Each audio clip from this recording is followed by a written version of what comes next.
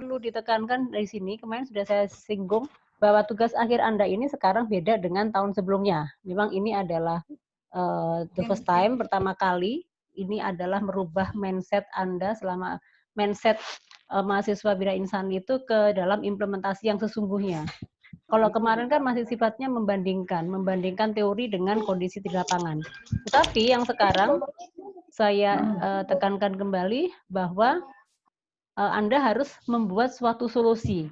Jadi masalah yang ditemukan di perusahaan nanti harus Anda berikan solusinya berupa produk.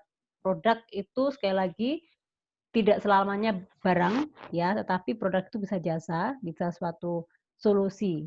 Nah, itu yang harus diberikan. Misalnya contoh nih, Bapak bertiga nih, Pak Ade, Pak Aziz, Pak Ginting itu kan di kantor pasti banyak apa namanya? Problem atau banyak temuan, banyak identifikasi masalah di bagian apapun. Nah, itu dicoba memberikan solusi yang paling nyaman, yang paling pas itu kalau Anda mengerjakan di situ, tahu masalahnya dan Anda punya ide. Punya apa namanya, inisiatif, punya gambaran, kira-kira kalau menurut saya itu ini loh solusi yang bagus. Nah, itu yang dimaksud dengan produk itu. Produk jasa, karena kita kan TA kita kan tidak berupa barang, tetapi sebuah kasus. Jadi Anda harus bisa memberikan problem solving, penyelesaian masalah. Contoh misalnya ya, kalau di perusahaan itu dia bagus, tetapi ternyata tidak memiliki SOP yang bagus, tidak memiliki SOP. Kerjanya bagus, tapi kok nggak ada standar SOP yang ditetapkan. Nah, itu Anda membuatkan SOP itu adalah sebuah produk. Yang satu itu. Terus yang kedua, mudah-mudahan ini menjadi apa namanya gambaran. Kalau misalnya Anda bekerja tetapi di perusahaan itu tidak memiliki job desk. Kalau perusahaan yang bagus kan pasti memiliki job desk ya dari semua lini, dari mulai top manager sampai low itu berarti semuanya punya job desk masing-masing. Nah, kalau dulu itu memang ada TA yang judulnya penyusunan job desk di perusahaan ini di bagian ini, ya. Itu boleh. Tapi kalau sekarang begitu Anda ada masalah implementasi pekerjaan ini dan ternyata di perusahaan tersebut tidak memiliki job desk dan Anda bisa menuangkan job desk itu, nah itu juga produk. Berarti Anda memberikan solusi buat perusahaan itu, ini loh produk, masalahnya di sini itu orangnya kerjanya profesional tapi tidak ada standar. Nah, sehingga tidak bisa kalau ada terjadi kesalahan, terjadi apa namanya penyimpangan tidak bisa disalahkan. Tetapi kalau misalnya perusahaan itu memiliki job desk, analisis pekerjaan yang jelas, misalnya kalau misalnya yang top manager atau manajer produksi itu syaratnya adalah minimal D3, terus memiliki keterampilan ini, hubungan kerjanya sama siapa dan sebagainya, itu jelas, itu adalah standar yang memang diinginkan atau idealnya di setiap perusahaan seperti itu. Kalau buat teman-teman yang perusahaannya sudah TBK sih pasti itu sudah memiliki ya. Tapi kalau masih belum punya, ya itu kesempatan Anda membuat seperti itu.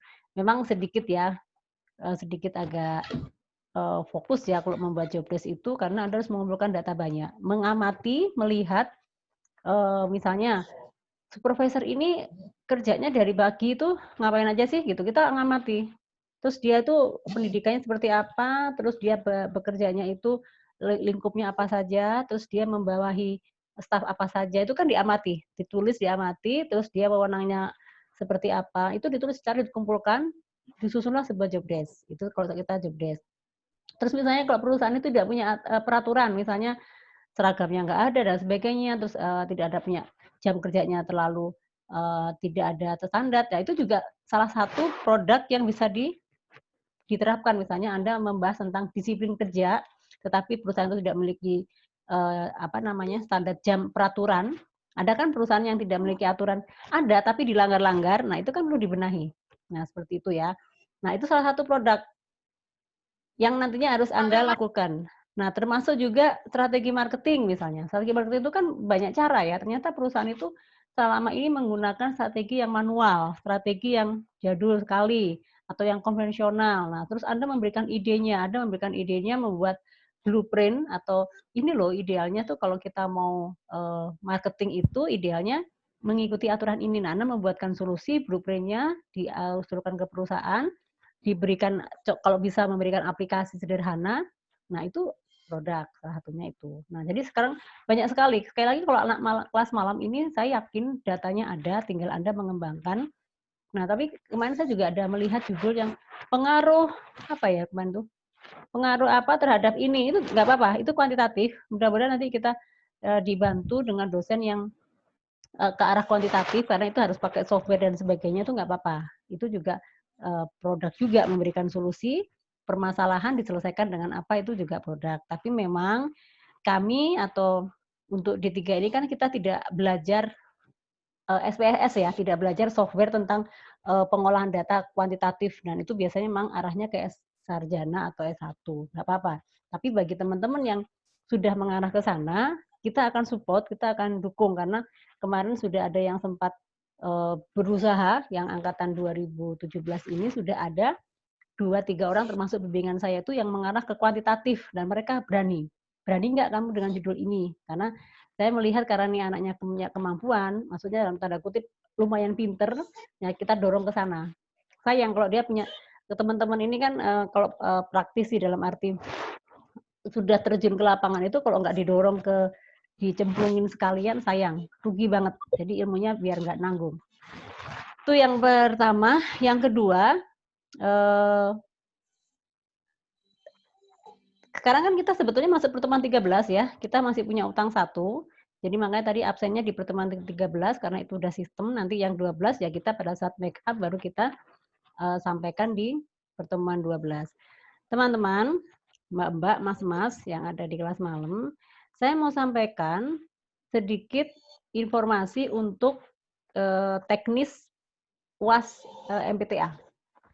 UAS MPTA itu nanti dilakukan secara apa ya? Diuji oleh 2 penguji, ya.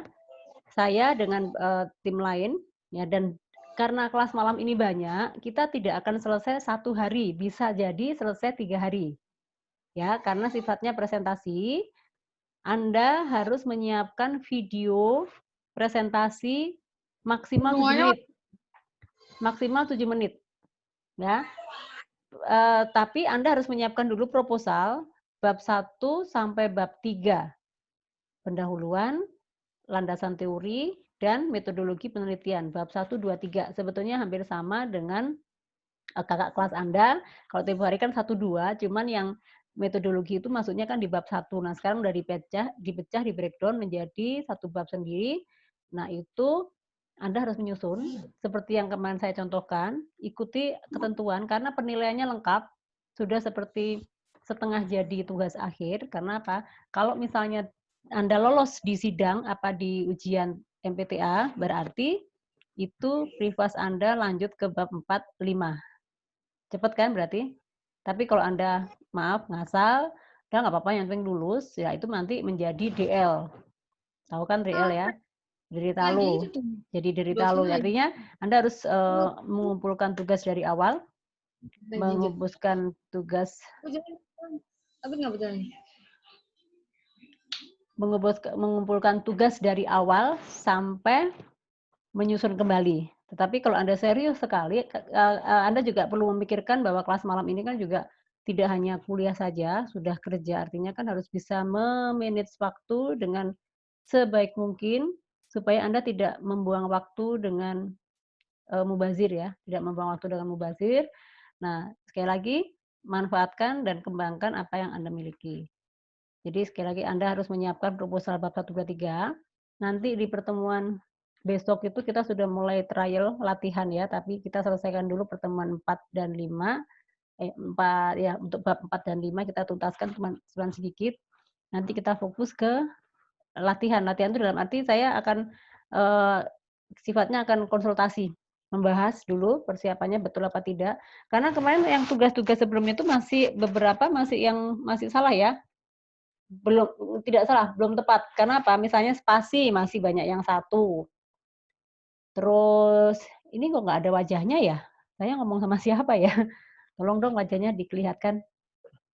Terus spasinya masih 1. Terus ada yang 1 ya maksudnya gitu. Terus hurufnya, fontnya itu juga masih ada yang 12, ada yang 11. Terus penggunaan subjudul, ada yang di bold, ada yang tidak. Nah, itu semua ada nilainya.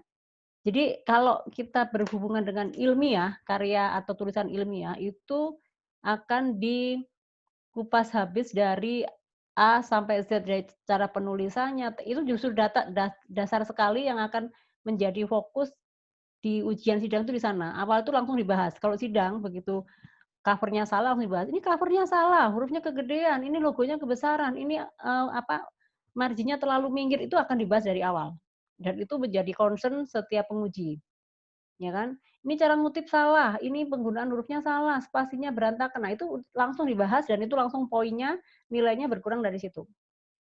Nah, tapi karena gini, mohon maaf ya, kemampuan setiap mahasiswa itu berbeda dan kemampuan dosen juga terbatas dalam arti gini, waktu dosen kan sedikit.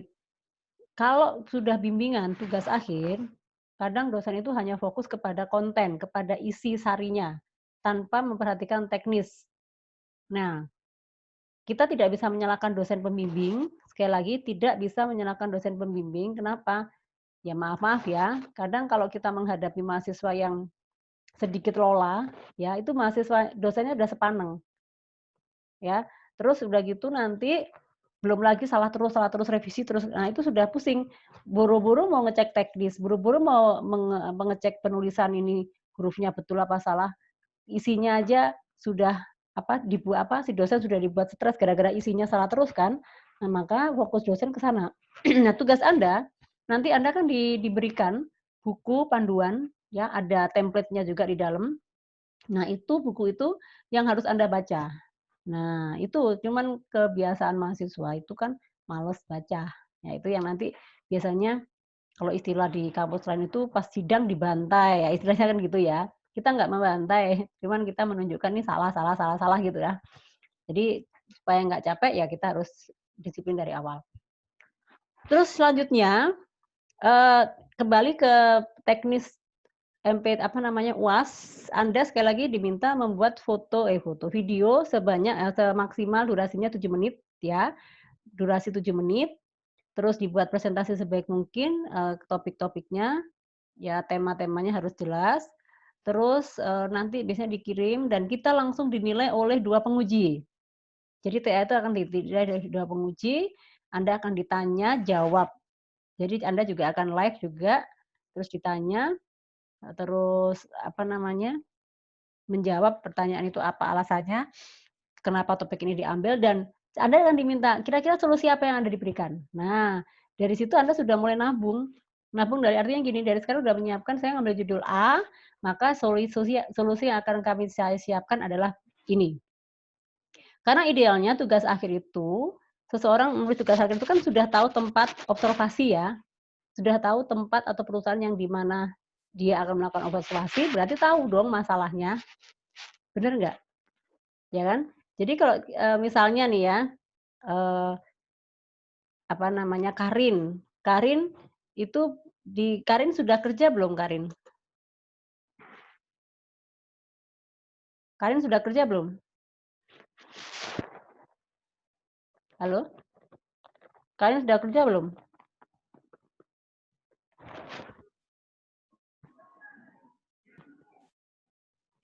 Di sini yang belum kerja siapa? Kelas malam yang belum kerja siapa ya?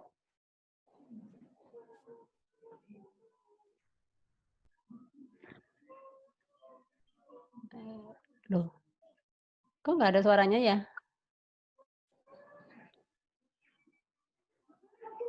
Nani udah kerja? Hah? Yang belum kerja siapa? Yang kalau yang sudah kerja kan ketahuan nih. Yang belum kerja siapa? Kalau kan jelas nih kayak Pak Ade, Taufik, Desti nggak ada ya. Vita masih kerja kan Vita ya? Masih, Bu. Masih. Nah, Vita ini yang sering keluar kota nih, kan tahu banget ya di bagiannya. Misalnya kalau bisa teman-teman itu ngambil topik yang ada di bagian masing-masing, ya. Vita di bagian apa sih, Vita? Kalau sekarang saya pegang produk, Bu. Produk. Nah, produk itu layanan. Nah, berarti kan ke marketing dong? Bener nggak? Mencakup semuanya sih Bu, marketing sama operasional layanannya juga. Nah itu kamu bisa, kamu pinter-pinternya atau kamu harus cerdas memanfaatkan data yang ada di bagian kamu itu untuk kamu angkat. Nah, terus Quinta kan dari pagi ya Mbak? Quinta dari pagi ya? Iya Bu. Quinta kerja? Kerja. Kerja, oke. Kerjanya di mana Quinta? Konsultan IT. Konsultan IT. Nah, kalau konsultan IT berarti apa yang akan diangkat? Di bagian adminnya apa di mana? Di adminnya. Di adminnya ya. Nah, itu harus bisa dicarikan. Kalau misalnya orang IT, orang MI, TISI gampang itu. Kalau udah IT gampang, mereka pasti akan produknya jelas. Ada produk jadinya, ada sistemnya, ada aplikasinya, itu udah pasti ya mengarah ke sana. Tapi kan kita nggak mungkin ke sana. Nah, Karin kan kerja ya hari ini ya? Karin kerja nggak? Karin nggak ada suaranya. Nani kerja kan, Nani? Masih kerja kan? Masih, Bu. Nah, bagian apa nih? Nani bagian Admin. apa? Admin. Nggak apa-apa sih admin juga. Kalau misalnya, tapi di situ kan bisa ambil data di bagian lain kan? Bisa, Bu. Oh gitu. Oke. Terus berarti ujiannya itu September ya, Mbak-mbak, Mas-mas. Sudah ada pengumuman nggak? Udah lihat pengumuman belum? Kalau ujiannya September karena kemarin kan kita terpotong libur 2 tanggal 17 sama hari itu ya, Senin Kamis itu libur, jadi mau nggak mau semua jurusan kan harus melakukan make up kelas. Jadi ada penundaan, tapi juga tetap harus diperhatikan yang menjadi poin terpenting di semester ini adalah TA ya. Sekali lagi untuk semua program studi semester ini yang harus menjadi fokusnya adalah di MPTA. Kalau ini nggak lulus ya, berarti Anda tidak bisa lanjut ke TA. Harus mulangnya tahun depan. Itu yang menjadi perhatian. Jadi ayo kita serius, apalagi kan mbak-mbak ini, mas-mas ini kan udah kerja, maunya kan cepet lulus nggak? Maunya cepet lulus kan? Ya kalau mau cepet lulus ya ayo kita serius ya. Oke, tuh. Terus yang minggu lalu kita sudah belajar tentang itu kan, metodologi ya. Ada perubahan sedikit ya Mas, Mbak. Perubahan, kemarin kan saya sampaikan, di bab 3 itu kan saya menyampaikan, nanti saya kirim lagi outline-nya yang sudah revisi. Bab 3 itu, kerangka berpikir masuk di bab 3 kan ya. Itu tolong diganti, nanti dia masuknya di bab 2. Kita coba saya tunjukin outline-nya. Bentar ya.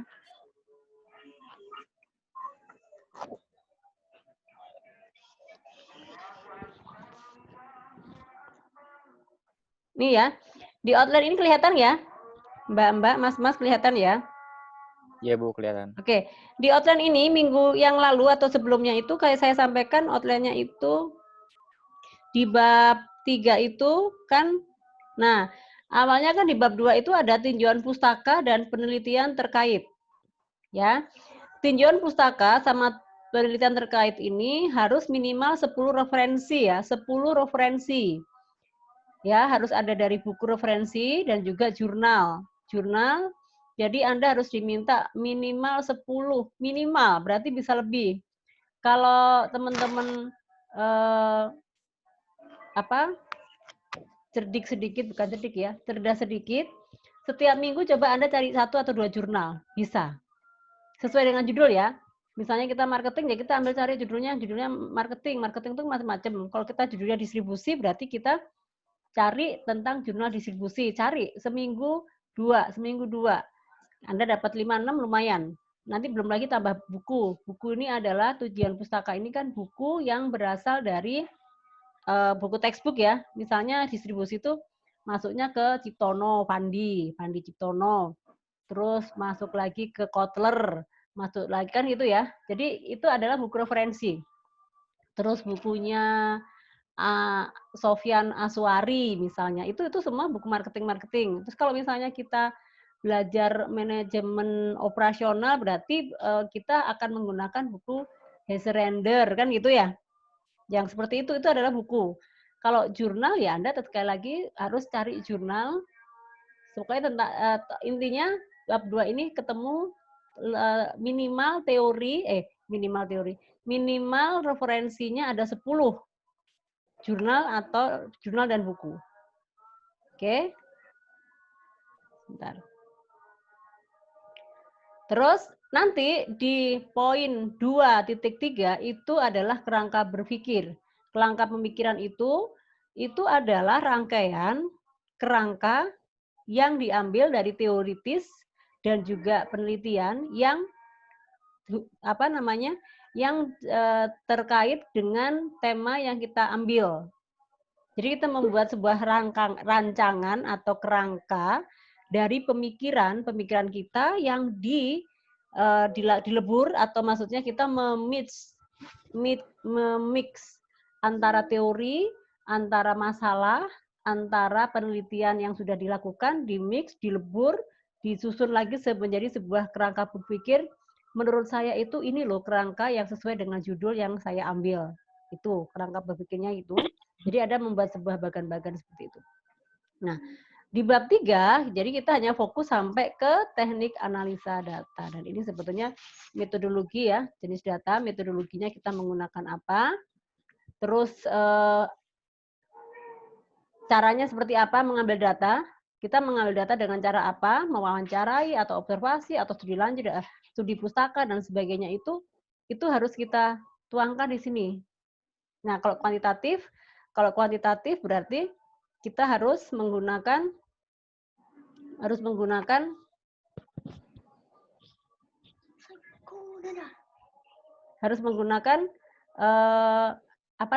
sampel. Berapa audiensnya, berapa respondennya itu dipakai. Nah, tapi kan sekali lagi bagi teman-teman yang nantinya mau melakukan penelitian kuantitatif, nggak usah khawatir, kita akan berikan pembimbing yang sesuai dengan bidangnya. Ya, kalau kualitatif ya memang standar, tapi kalau digali dengan baik juga bisa. Nah, ini adalah poin. Jadi sekali lagi proposal yang harus Anda siapkan bab 1 ya. Masih teman-teman nyimpan semua ya. Outline-nya sudah ada kan ya? Ya. Jadi ini adalah bab 1, 2 dan 3. Itu adalah syarat proposal yang harus diajukan dan harus di ACC dan kalau bisa memang nanti lolos di UAS sehingga Anda sudah aman.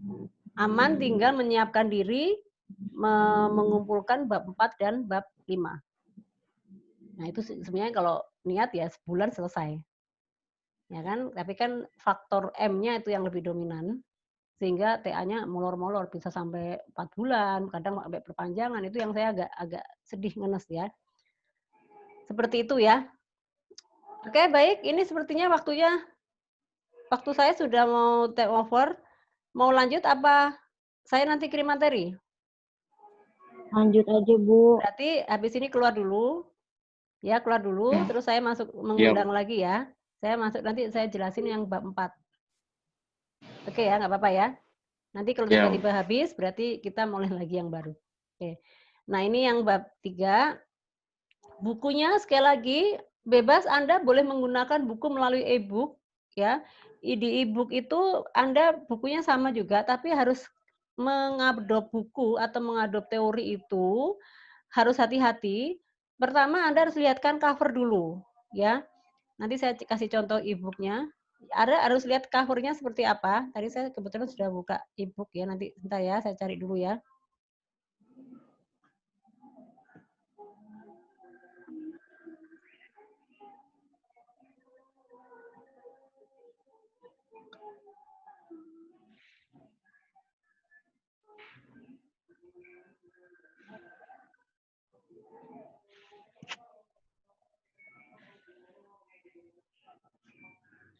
Oke, Anda melihat ini enggak? Terlihat enggak? Tampilan di depan Anda buku atau masih outline? Masih outline. Masih outline, Bu. Oke, sekarang saya coba ganti cara mengutip buku di e-book itu seperti ini.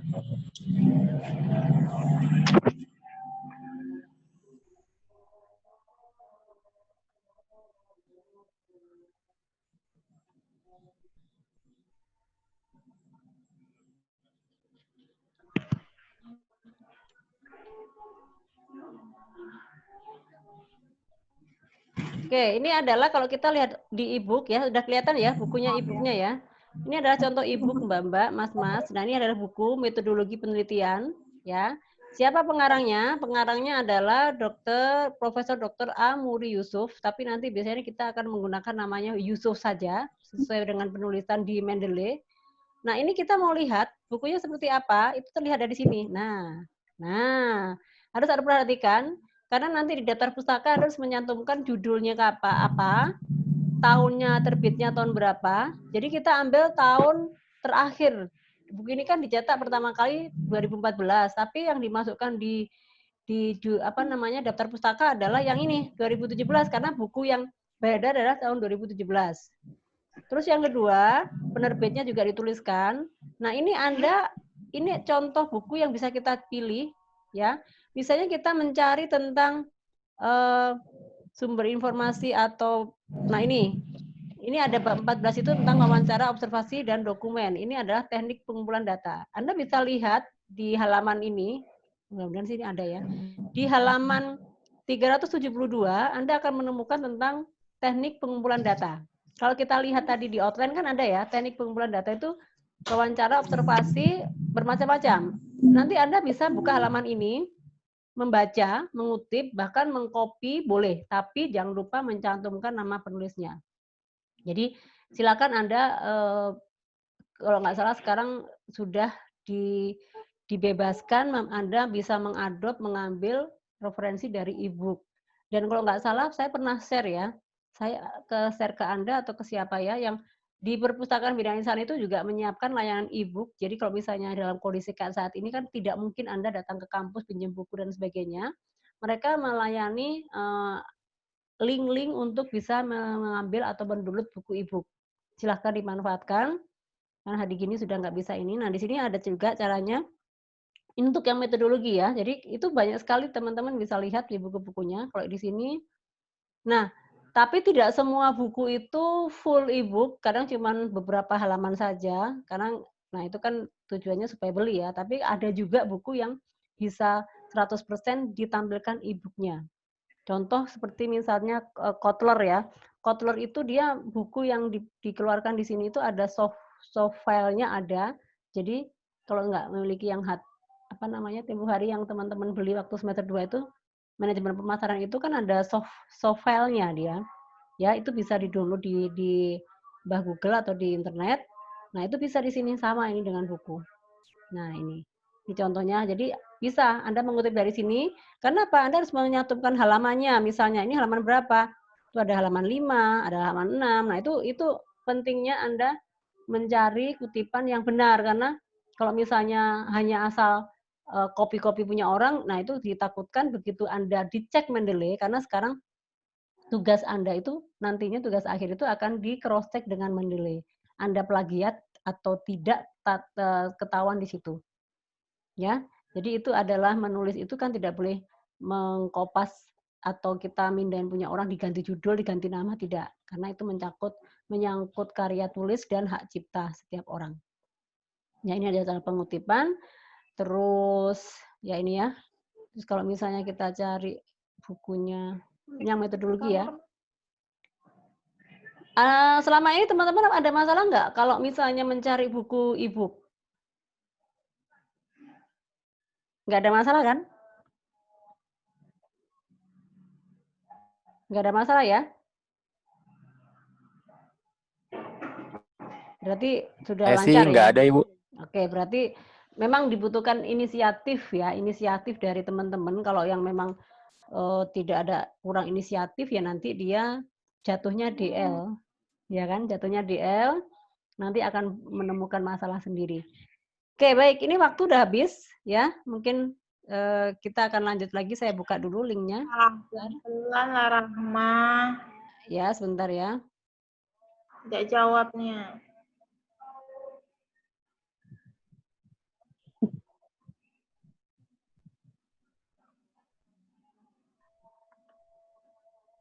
Oke, sebentar ya. Saya cari dulu ya Zoom-nya ya.